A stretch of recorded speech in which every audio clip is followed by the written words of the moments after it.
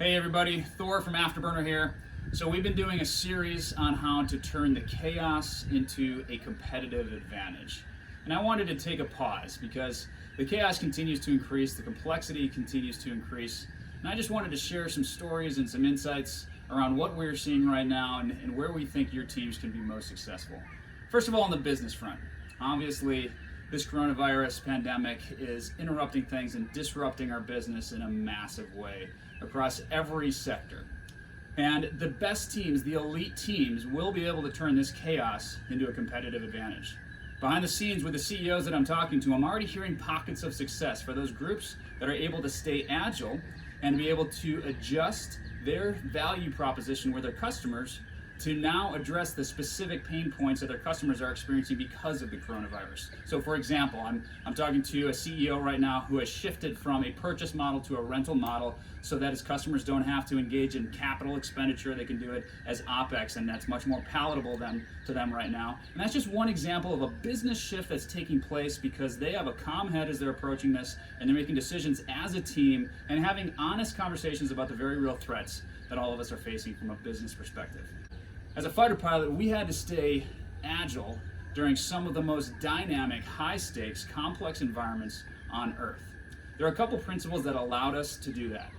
First and foremost, you have to acknowledge the threats up front. The two worst things you can do with your team right now during chaos, first worst thing, you don't acknowledge it at all. You put your head in the sand, you pretend it doesn't exist, you hope that your team members are still going to continue to make great decisions, you push that autonomy down to them to thrive in chaos. But guess what?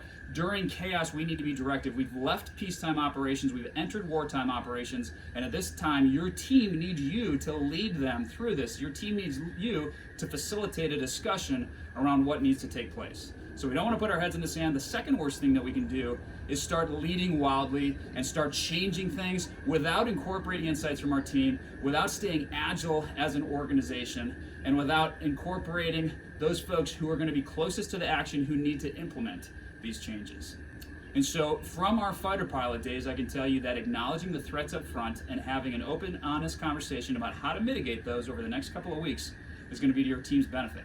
There will be groups who emerge from this experience better than the rest of the market. There will be groups that emerge from this experience ahead of where they were today because they were able to turn the chaos into a competitive advantage.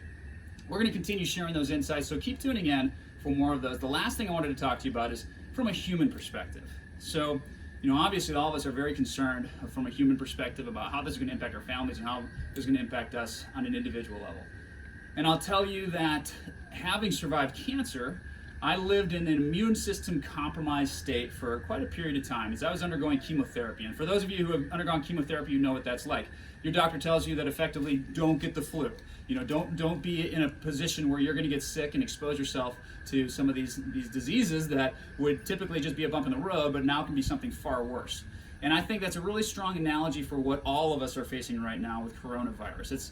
It's something that is put us at a heightened state of alert. And for me, when I had chemotherapy, I would wash my hands more often. I avoided some crowds, but at the same time, I still went on with my life. And so there is a need for us all to realize that this too shall pass, and that we're going to be on the other side of this. And to remember that this is where we're going to get some of our best lessons as a team. What are you going to be known for in terms of how you weather the period we're about to go weather? As I look back at the momentous events in my life, 9/11 stands out as one of them. And I'm so proud of how we as a country came together and responded in the short term after 9/11. Well, we have an opportunity to do the same thing with our corporate teams. We have the same opportunity as a nation, and we have the same opportunity as a globe to be able to respond to this with calm heads, with an aligned fashion to the real threats that exist, making wise choices against them, but also realizing that this will pass, that we should keep the panic at bay, and that the teams that make those types of decisions, informed decisions, and keep teams aligned and keep a disciplined execution on the back end are going to be the ones that not just survive the chaos, but thrive through the chaos. Teams, your success is our mission. Stay tuned for more updates. Good luck.